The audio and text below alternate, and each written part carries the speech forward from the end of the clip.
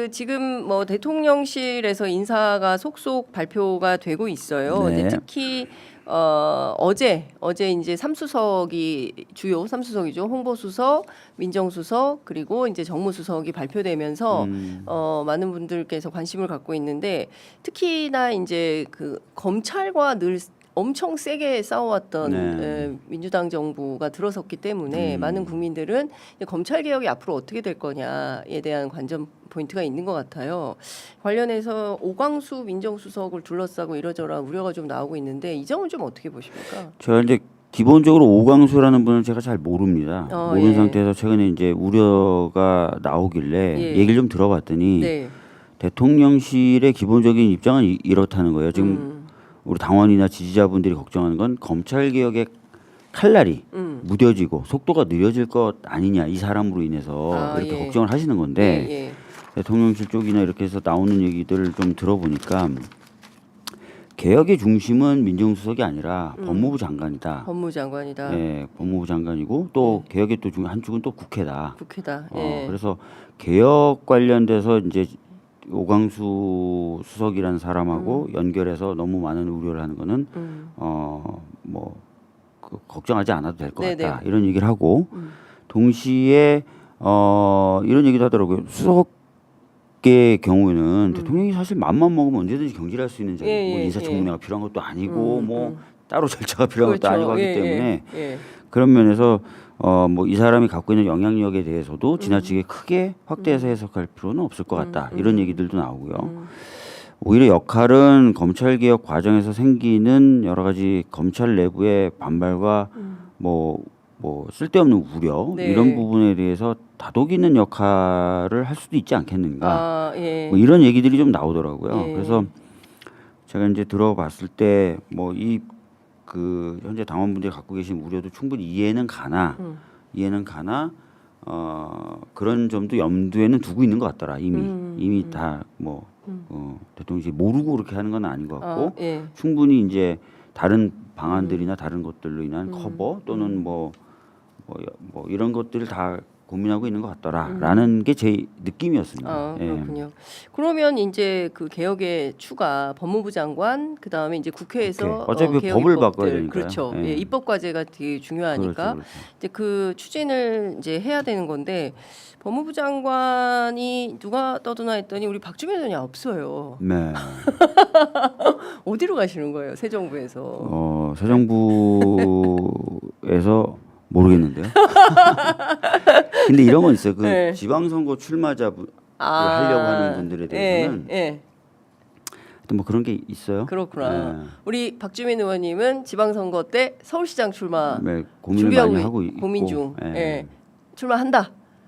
선언을 하세요. 그냥. 출마한다. 도와주시라. 뭐 엄청 열심히 고민하고 있으니까요. 예. 예. 박주민 서울시장 출마설 이렇게.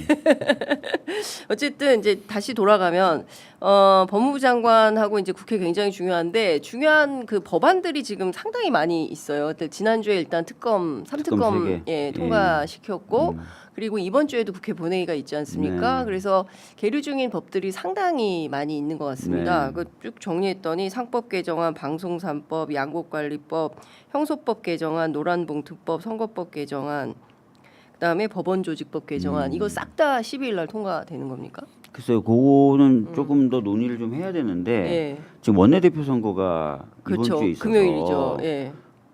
저 법들 중에 일부는 새 원내대표가 좀 논의를 좀 하면서 통과시켜야 되는 법도 있는 것 아니냐는 얘기도 나와서 아 그래요? 예. 그러니까 뭐 어떤 법이 그렇다 이런 거는 좀 아직 안 정해져 있지만 예. 다소 이제 일정상 변화, 과정상 변화는 있을 수 있다 이렇게 보시면 될 것 같아요. 그래요? 그 주진우 의원 있잖아요. 네. 그 국민의힘 법률위원장 하는 주진우 네. 의원이 이거 형소법 개정안, 선거법 개정안, 법원조직법 개정안을 대통령의 방탄 3법이다 이렇게 주장을 하면서 이 법의 통과는 안 된다 이런 주장을 하고 있어요. 어떻게 보십니까? 글쎄요, 그 선거법 개정안, 공선법 일단은 뭐 형소법 개정안 그게 뭐 대표적으로 지적이 되고 있는 법이니까 말씀을 드리면 네. 사실 헌법 84조의 내용을 분명히 하는 거다 이렇게 보시면 될 것 같고 지금 뭐 주진우 의원이 검사 시절이나 대통령 시절 네. 있었던 법무부의 네. 법무부 장관이 한동훈이었죠. 네. 한동훈 장관이 과거에 이제 그 검찰의 권한을 제한하는 검찰청법 개정안에 대해서 권한쟁의 심판을 넣은 적이 있어요. 맞아요. 예. 그때 이제 헌재에서 다툴 때 예.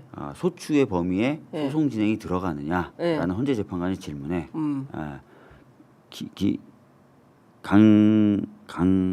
누구지 강일원 변호사였죠. 재판관. 그리고 강일원이 앉아 있고 예.